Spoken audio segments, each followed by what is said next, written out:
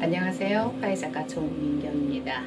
그동안 전통화해를 많이 보여드렸고 우리가 전통화해만 계속 할 수는 없기 때문에 제가 이번 달에는 현대화해를 어떻게 표현할 것인가, 그래서 현대화해라기보다는 이제 현대적인 표현, 그래서 전통적인 작품에서 조금 더 화기의 변화라든가 환경의 변화에 맞게끔 어떻게 선을 표현할 것인가를 한번 여러분한테 보여드리기로 했습니다. 그래서 식물의 가정 아이디어, 그 다음에 두 번째는 화기의 아이디어에서 이번 달 같은 경우에는 화기의 아이디어를 좀 더 많이 끌고 들어왔어요. 그래서 화기가 우선은 사각, 그 다음에 안에 격자 무늬도 사각의 무늬가 계속 반복되어서 있어요. 그래서 사각의 형태와 정사각은 아니지만 그 다음에 모여있는 격자 무늬, 이거를 살려서 어떻게 표현할 것인가가 이번 달에 가장 과제였습니다. 그리고 전체적으로 보면은 지금 색채는 무채색으로 시작을 했어요. 그래서 전혀 강한 색상이 들어가지 않으면서 식물과 화기가 갖고 있는 색상 그대로를 표현해 주는데, 중요한 것은 이번 달 같은 경우에는 식물을 사거나 새로운 거를 자르거나 한 것이 아니라 잘려진 나무를 갖고 온다거나, 이렇게 지금 수채화 고무나무 잎이에요. 고무나무 잎이 여기 지금 초록색으로 되어 있는 아이도 있고 이렇게 무늬가 되어 있는데, 기본적인 고무나무 하면 이렇게 이제 초록색의 두툼한 잎사귀를 갖고 있는 것이고, 그다음에 이렇게 무늬가 있어요. 이것은 이런 무늬를 갖고 있는 것은 수채화 고무나무라고 하는데, 얘네들이 지금 나무에서 병이 어느 정도 들어서 이렇게 얼룩덜룩한 병들이 들어서 잘라내게 됐어요. 그 다음에 이것도 조금 이제 희끄무리한 약간의 이제 원래 색상이 약간 퇴색돼가는 색상, 그래서 걔도 잘려낸 상태고, 그 다음에 배롱나무도 가지치기를 해서, 그래서 보면은 그렇게 뭐 아주 멋있거나 이쁘지는 않아요. 그래서 가지 정리를 했다거나 이렇게 해서 이제 거의 버려지기 직전의 식물을 갖고 우리가 새로운 생명을 집어넣고자 하는 의도가 또 하나 들어가 있습니다. 그래서 이렇게 지금 수채화나무에 무늬가 있는 것을 또 어떻게 살려볼 것인가, 그 다음에 화기와 어떻게 연결할 것인가가 제일 첫 번째 문제였어요. 그래서 고무나무 잎을 전체적으로 세워보자. 그래서 이걸 입체적으로 조금씩 세웠을 때 앞에서 멀리서 보면은 그냥 큰 숲속 안에 큰 나무들이 서 있는 느낌이 아닐까. 그냥 꽂기 전에는 하나의 잎이었었어요. 면을 가진 하나의 잎이었는데, 얘네들을 세워줌으로 해서 그냥 큰 나무의 형태 하나하나들이 그냥 무수히 서 있는 느낌으로 보여지는 것이 아닐까 해서 굉장히 단순화시킨 디자인으로 간 겁니다.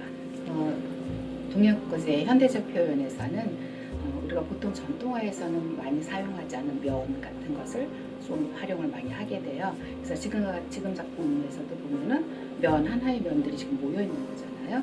그래서 화기의 면도 물론 살려줬지만, 그래서 굉장히 잎사귀를 디자인화해서 디자인적으로 표현해 준 거. 그래서 면을 세워서, 그러니까 원래의 모습과는 전혀 다른 모습으로 표현을 해줄 수 있는 것이 현대적인 표현이라고 볼 수가 있어요. 이걸 전통에서 우리가 한다면 이렇게 잎사귀를 절대 이렇게 세워서는 안 되는 건데, 현대적인 표현에 와서는 이렇게 변형을 해서 표현을 할 수가 있다는 것이 굉장히 자유롭고 창작의 폭이 아주 넓다고 생각해 볼 수 있습니다. 그리고 처음에도 말씀드렸던 것과 같이 이번 작품에는 그러니까 재활용 차원, 아니면 버려지기 직전의 아이들, 이런 식물들을 데리고 와서 우리가 작품화 해줌으로 해서 생명을 불어넣게 되고, 보통 우리가 꽃꽂이를 한다 그러면 많은 사람들이 그냥 아주 좋고 싱싱한 것만 갖다가 꽂는다라고 생각을 할 수가 있어요. 그래서 지난번 전시 같은 경우에도 오시는 분이 너무 애들 혹사시키지 마세요 그러시더라고요. 근데 막상 와서 보니까 그런 것이 아니구나라고 표현을 하셨던 것과 같이, 우리가 지금 이렇게 버려지기 직전의 식물들을 갖다가 하나의 작품으로서 승화시켜주는 것이 우리가 꽃꽂이를 하는 사람들 입장에서 해야 될 일이 아닌가 생각을 해요. 그래서 그렇게 하기에는 전통 꽃꽂이에서 식물의 살아있는 모습을 그대로 표현하는 과정에서 또 이렇게 식물이 이렇게 버려지기 직전의 모습이라든가 이런 것들을 갖고 들어와서 현대적으로 다시 표현을 해주는 것도 굉장히 좋은 차원에서 우리가 동양 꽃꽂이를 현대적인 표현으로 했을 때 다양하게 디자인될 수 있지 않을까 생각합니다. 그래서 면 하나하나가 모여서 숲을 이루는 것과 같이 해주고, 여기에서 얘네들을 바라보는 입장에서 지금 다알리아인데 꽃의 색상을 쓰지 않았어요. 그래서 전체를 무채색으로 갈 거였었고, 그다음에 이 수채화잎하고 변화 있게끔 원래의 모습 그린색을 넣어주고 해서 이 부분을 강조를 할 거기 때문에 꽃을 화려하게 쓰지 않기 위해서 다알리아에 아직 봉우리 피지 않은 상태의 봉우리만 갖다가 살짝 넣어서 숲을 바라보는 느낌, 이런 느낌으로 꽂아본 상태가 되겠습니다.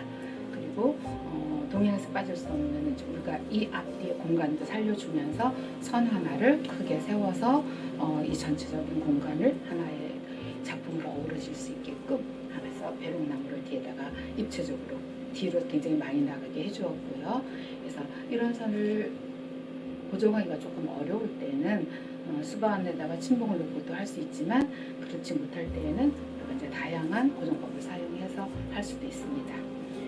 네, 마지막 이제 이 작품을 보시면 큰 나무그루 사이사이에 그다음에 작은 단풍잎, 역시 이 단풍잎도 하나의 잎으로만 사용을 했어요. 고무나무도 큰 나무처럼 보여지면서 하나의 잎들로 구성이 된 것이고, 그다음에 단풍나무 잎도 잎사귀 하나하나만을 갖고 꽂았어요. 그래서 전체적인 작품이 잎만을 이용해서 했다는 거.